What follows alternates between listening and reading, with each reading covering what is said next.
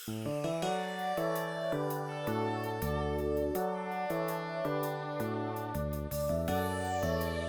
sem povedala, da je Uroš, seveda vsi ga poznate, se ukvarja tudi s begunskimi otroci oziroma s to humanitarno dejavnostjo. Kolegica Mojca je pa kustosinja v Kobariškem muzeju.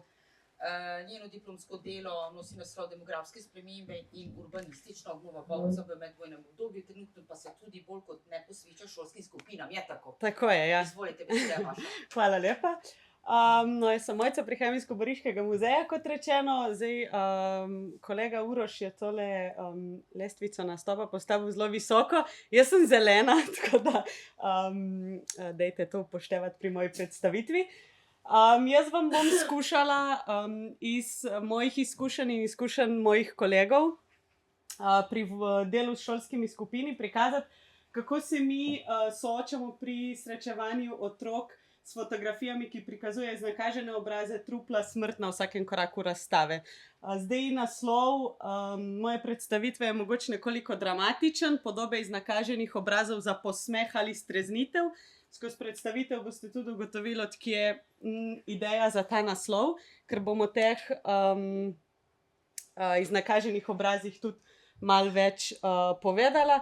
Za uvod mogoče sem, da razumemo, kako deluje naš muzej. Kobariški muzej, muzej Soške fronte, gre za vojni muzej, tako da je naša predstavitev je zelo realna, zelo kruta. Kot sem rekla, na vsakem koraku so fotografije smrti, so trupla, so iznakaženi obrazi, so invalidi. Mimo tega pač ne moremo, ker gre za vojni muzej. Naša naloga pa je, da mi prenašamo sporočilo miru. Tudi naša razstava je zasnovana tako, da govorijo predvsem fotografije, teksta za branje je zelo malo, zato ker je neka vizija muzeja taka, da vodiči pripovedujemo zgodbe teh vojakov in pač pripovedujemo zgodbe, ki jih nosijo te naše razstavljene fotografije. Zdaj, velik del našega dela predstavlja vodenje šolskih skupin. Mi tukaj nimamo tako velikega razpona, kar se tiče starostnih skupin, ampak smo osredotočeni predvsem na 9. razred osnovne šole, pa na srednješolce, spet zadnje letnike, predvsem maturitetne skupine. Zakaj je tako? Zato, ker Soška fronta in zgodba prve svetovne vojne pač pade v učnem načrtu zgodovine v 9. razred oziroma v srednjih šolah v zadnji letnik in pač maturitetne skupine tudi morajo ta tematiko poznati. Tako da tukaj sem nekaj statistike iz predkoronskih časov, ko je bil obisk šolskih skupin nekoliko večji. Naše delo s šolskimi skupinami je zelo klasično, ne izvajamo nekih posebno oblikovanih pedagoških programov, ampak izgleda približno tako, da ko skupina pride, jih razdelimo na neke manjše skupine, predvsem zaradi prostorske stiske. Nekje med 25 do 30 učencev je recimo na skupino in potem jih vodič prevzame in klasično vodi po muzeju. Torej, lahko bi rekli, da je pedagoški program odvisen od vodiča, ki ga dobite. Vsak se po svoje sooča z izzivi pri vodenju. Zakaj tudi nimamo zaenkrat še nekega posebnega programa, ker velik del vodniške službe nam izvajajo zunanji sodelavci. Tu pa gre predvsem za lokalce, za upokojence, ki se s to tematiko zelo dobro poznajo. So tudi polni enih zgodb, predvsem tudi osebnih, družinskih mogoče. So pa po drugi strani malo manj odprti za kakšne nove vpeljave, spremembe, modernejše pristope in kakšne posebne pedagoške programe. Tako da niti nimamo nekih posebnih učnih listov ali takšnih in drugačnih programov, ki bi nam pomagali nekako specifično delati s temi šolskimi skupinami. Zdaj, kot sem rekla, so skozi celoten naš muzej prisotne neke fotografije smrti, trupel. Jaz sem se za to predstavitev nekako najbolj osredotočila na našo tako imenovano črno sobo. To je pa v bistvu, jaz rečem, naša najbolj soba, ki prikazuje najbolj surovo realnost. Soba, ki prikazuje praktično realnost vojne, kaj so ti fantje, ki so se 29 mesecev borili na teh 90 kilometrih tam doživljali. Sej tudi v drugih sobah imamo fotografije ranjencev, imamo fotografije padlih, prikazujemo vsakdanje življenje vojakov, ampak tukaj je pa tista soba, kjer lahko otroke po eni strani šokiramo, po drugi strani in pa razložimo, kaj pomeni vojna, da pač vojna ni hec, kaj so dejanske posledice vojne. Ker tukaj kolega je predtem že omenil računalniške igrice, tudi jaz jih bom še omenila, ker mimo tega ne moremo.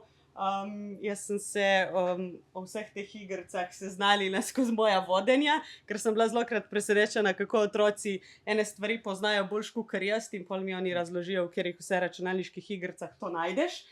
In je zelo realno prikazano, tako da tematiko kar dobro poznajo. In del te črne sobe, o kateri govorim, je tudi ta kotiček, ki ga bom pa zdaj izpostavila. In to je tudi naslov moje predstavitve.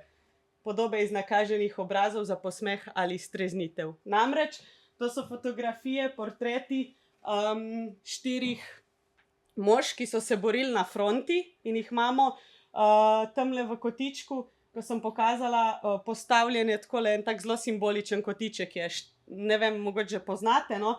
4 portreti, spodaj je pa ena vitrina z odlikovanimi medalcami, križci za zasluge in podobno, a ne.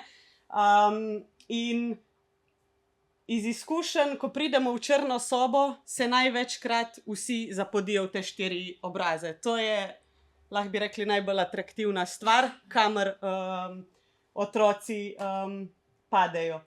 Na žalost se zelo pogosto, mogoče v zadnjih letih še malo bolj, srečujemo s tem, da so ti 4 portreti na prvo žogo iznakaženi obrazi za posmeh.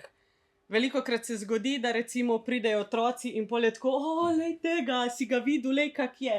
Sploh recimo tale, a ne, ko mu manjka pol obraza, pač zaradi vojne. In tukaj je ta kritični moment, bi jaz rekla, kjer mora vodič odreagirati. Zdaj, kot rečeno, vsak vodič se s to reakcijo sooči po svoje, kakor pač on misli, da je prav, kakor on ve in zna. Ampak tudi, kakor se s kolegi pogovarjam, pa jaz tudi sama mislim, to je trenutek, ko ne smemo iti mimo, pa kar voditi naprej, pa se delati, da se nič ni zgodilo.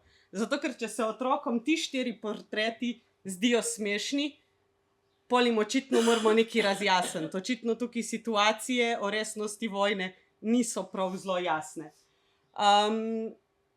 Zdaj, jaz izhajam tudi iz pedagoških vod, tako da jaz zelo rada v svoje vodenje, ko delam z otroci, vključujem njih.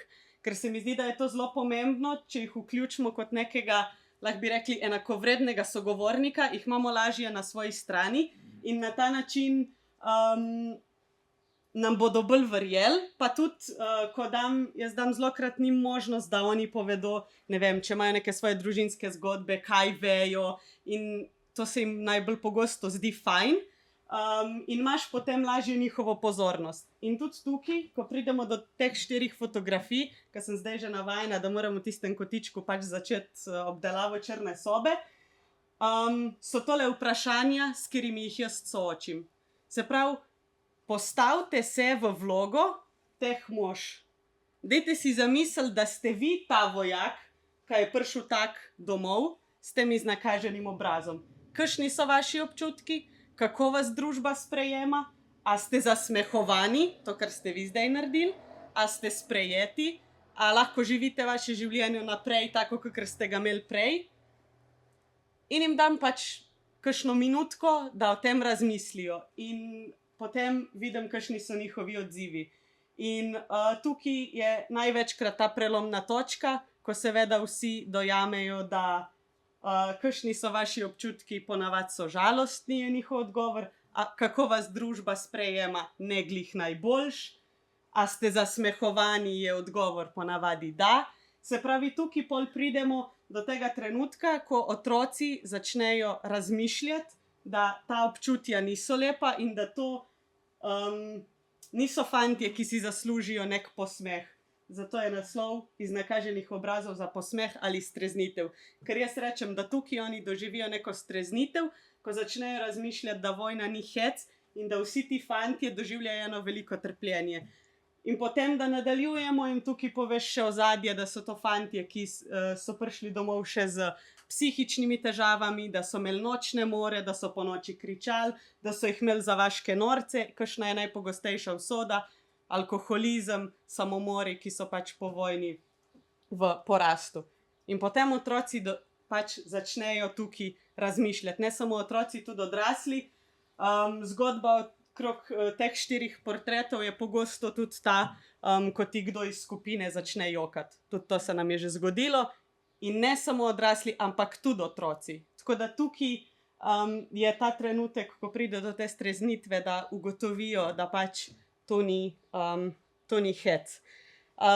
Meni osebno je najtežje delati z skupinami ali pa z otroci, ki so apatični, bi lahko rekli, se pravi. Jih ne zanima nič že prej pri vodenju, ampak najhujše je to, da tudi ko prideš do tu, pa jih skušaš šokirati, jih ne zanima in jih ne šokiraš. Zdaj nekih zelo pametnih prijemov, kako delati s temi otroci, nimam, zato ker jih očitno nič ne zanima. Jaz se tukaj v tej sobi maksimalno potrudim in če jih tle ne dobim na nek šok, pol, ne vem, jih pač pustim, pač ne bojo dojeli. In črna soba je tudi ta, kjer se začnejo otroci spraševati, zakaj vojna in kaj je smisel vojne. In to je moj cilj. Če otroci, ko gremo skozi muzej, če šolska skupina, da slišim, da kdorkoli med njimi reče, kje je pol fora, pa sem zadovoljna. In to recimo se mi je glih 2 tedna nazaj zgodilo.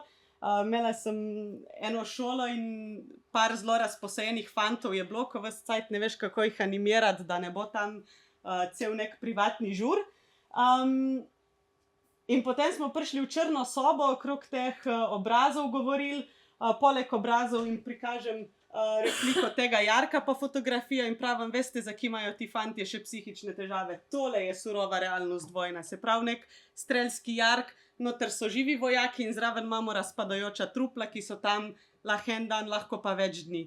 In ko vse to celoto povežejo, se začnejo spraševati, zakaj vojna. In zadnjič je glih en fant, glih iz te najbolj razposajene skupine, ko smo šli pol po hodniku gor v drugo nadstropje, rekel, ej ti, sam kva je pol fora, zakaj zdaj te vojne? In sem se obrnila in se rekla, evo, moj cilj je bil danes dosežen, glih to je namen, da se začnete spraševati, zakaj vojna in kaj je smisel vojne. Zdaj, zakaj pa pogosto imajo težave z razumevanjem tega realnega sveta, tudi zaradi tega virtualnega sveta, ki je že prej omenil kolega, računalniške igrice. Zelo dobro so narejene. Jaz sem si pol, ko sem slišala za vse te igrice, ki obstajajo, šla malo gledati na YouTube te posnetke, to je realno praktično. In oni niti ne vejo, da te fotografije, ki jih mi razstavljamo pogosto, da so to neke resnične fotografije, da so to tudi obstajajo neki originali. Pogosto se zgodi vprašanje, kje ste pa dobili, kje z interneta to pobirate? Pravim, to ni iz interneta, to je v arhivu, a ne? To ni Photoshop, to so realne fotografije. Sicer te igrice, sva pol tudi s kolegom, ki jih malo bolj pozna, šla gledati, te igrice so lahko tudi poučne, ker imajo opis nekega bojišča, postavljajo stvari v nek kontekst. To izobraževanje je ponavadi zelo sekundarnega pomena, tam se zmer da dati skip ali pa naprej, a ne, se pravi, to preskočimo in gremo se streljati. In jaz, ko sem delala to predstavitev, sem imela recimo te 4 fotografije odprte na računalniku v pisarni, pa je prišel en naš starejši vodič, pa mi pravi, jo, Mojca, kot si dobila te slike, so tako dobre, tako čiste. Pa pravim, tole, to je računalniška igrica, to je print screen. Ampak tle sem dobila še en dokaz, da so ti prikazi res zelo realni. Ker še naš vodič se je tako na prvo žogo spraševal, odkot pa so te slike, a smo kakšne nove dobile, ne? Se pravi, to so slike iz računalniških igric, kjer ti pač tlele gor piše recimo sej stato učizo da in pol ti napiše, od katerega vojaka si bil ubit in to je to. In ti seveda greš naprej v naslednji level. To so pa 4 realne fotografije, ki jih imamo mi v arhivu, a ne? In zdaj, če primerjamo te 4, pa te 4 na prvo žogo, če nisi nek poznavalc, pač to je vse isto. Zato da otroci ne ločijo realnosti od resničnih slik. Zdaj mogoče, če mi date še eno minutko, ja, okej. Druga stvar, kjer jih pa jaz probam spet šokirati pa pridobiti na svojo stran, je zgodba najmlajšega vojaka na fronti. Imamo njegovo fotografijo tudi v muzeju na razstavi, ne v črni sobi, ampak v zaledni in poznamo njegovo zgodbo. Pač vemo, to je bil Eles Dervišević iz Bosne, ki je prišel tudi v stik s fronto in to z 12 leti. In jaz ponavadi povem njegovo življenjsko zgodbo.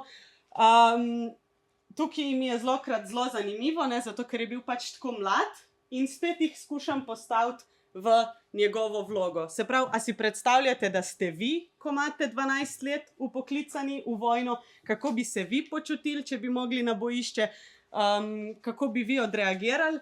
Zdaj, spet zelo pogosto na prvo žogo itak so vsi hrabri borci, a ne, in vsi bi šli, vsi bi se streljali, nobenemu ne bi bilo problema, ne. In pol z malo pod vprašanje pravim, ja, in kako bi bilo, pa kaj in tebe ustreli? Zadnjič je en fant rekel, ja nič, en bi me ustrelil, jaz bi tam ležal, pol drug dan bi se pobral in bi šel. In pol jaz pravim, ma če te en ustrelil, tega drugega dneva jutri ni, pa začne razmišljati, ne, in pol prijemo do tega, da tu ni ponovi level. Tam napiše game over, jaz pravim, na ekrančku napiše game over in ti ne moreš naslednji dan iti naprej. Tako da to je spet ena taka zgodba, s katero si jaz pomagam, da začnejo razumeti realnost zgodbe, ker je to nek lik, v katerega se oni lahko uživijo, zato ker je približno iste starosti, kot so otroci, ki pridejo v naš muzej. Tako da, če zaključimo, jaz bi rekla iz mojih izkušenj, iz naših, da je zelo pomembno, da se otroke pripravi na obisk muzeja, se pravi, da vejo, katero tematiko pridejo gledati in so na ta način tudi pripravljeni na fotografije, ki jih bodo tam videli. Se pravi, če vejo, da grejo gledati nek vojni muzej, bodo vedeli, da bodo tam fotografije smrti, trupel in jim to ne bo pretežko gledati. Z otroci oziroma učenci se je o posledicah vojne potrebno pogovarjati realno in jim prikazati realnost. Zakaj to izpostavljam? Ker se nam vse pogosteje dogaja. Zdaj, naš sistem je tak, da mi vsi delamo vse, tako da jaz prodajam tudi vstopnice na blagajni in imam stike z individualnimi gosti. In prihajajo družine, individualci in vpraša, kdaj mama ali pa oče, a drugače ta muzej je primeren tudi za otroke, pa a je kakšna soba, da rajš ne gremo? Pol si jaz mislim, valjda so neki mičkeni tam 5-letniki ali pa 4-letniki, ne vem, 6. Pa rečem, joj, dejte za črno sobo, če ne pa vi najprej preverite, a ne? Koliko so pa stari vaši otroci? 15 pa 16. Mislim, če jih pri 15 pa 16 zavijamo v vate, da ne bodo gledali črne sobe, ki prikazuje realnost vojne, pol pač, ne vem, ne bodo dojeli, kakšne so realnost, mislim, kakšne so posledice nekih dejanj. In z vživljanjem v vojake in njihove zgodbe pač lažje razumejo in vzbudijo ta empatijo v sebi, da čutijo bolečino vojakov, ki so se tam borili. Tako da, hvala za pozornost.